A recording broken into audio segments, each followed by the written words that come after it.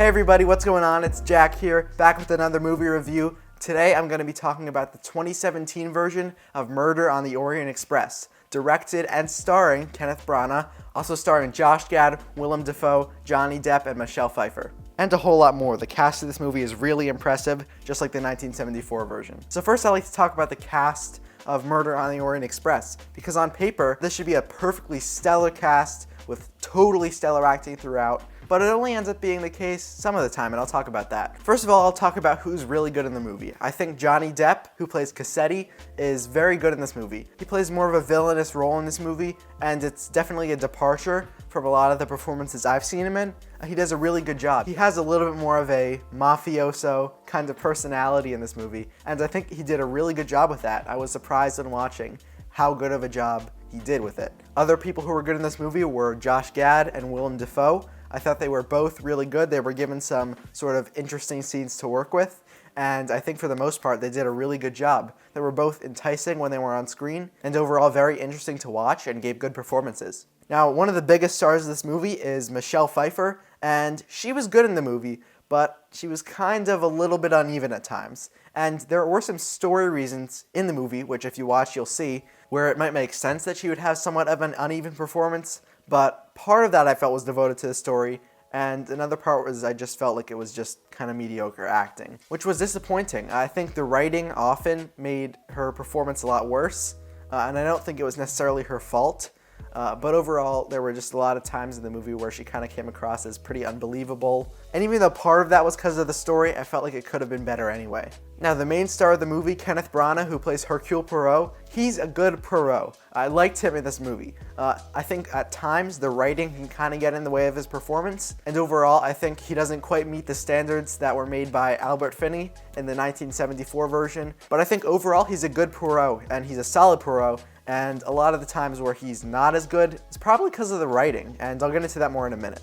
And briefly, I'd like to touch on a more side character in the movie. I think his name is Book, and overall, he's just a very unbelievable and kind of cheesy character. And this is not the case in the original version, the 1974 version of this movie.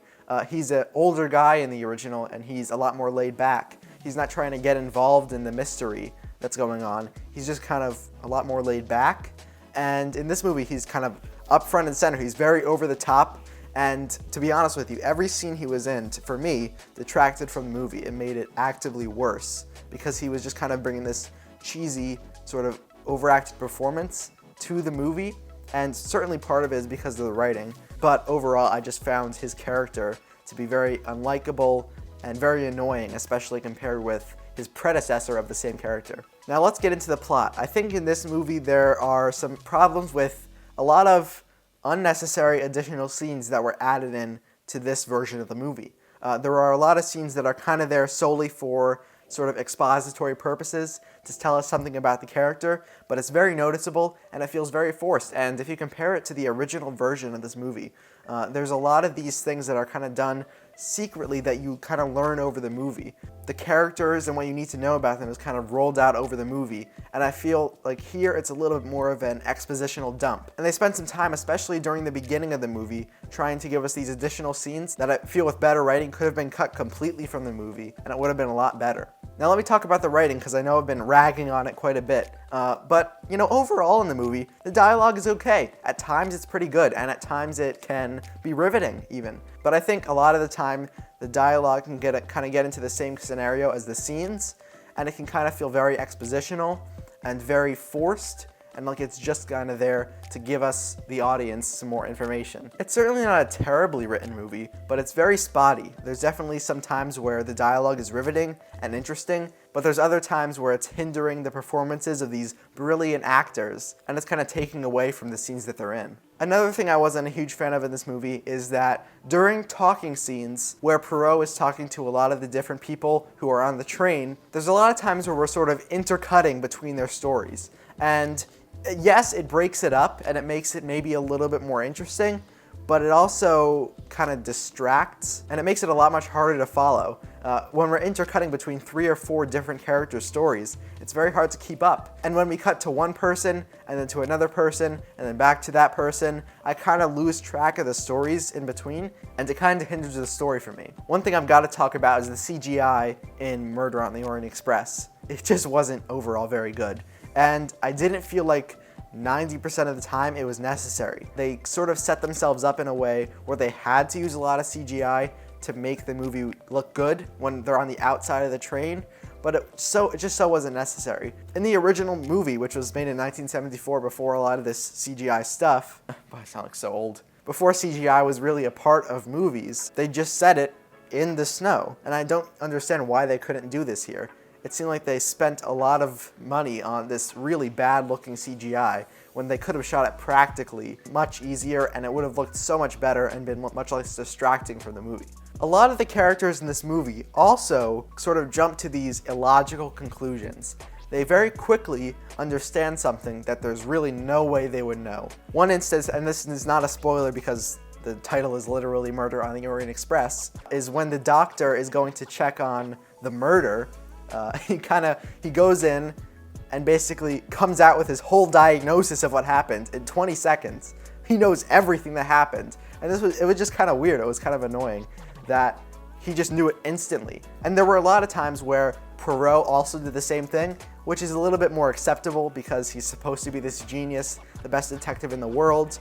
But it was still a little bit like, how would he have gotten to that point? And there were definitely a few of those moments in the movie. I will say though, I know I'm ragging on this movie quite a bit, but the second movie is definitely a lot better than the first half.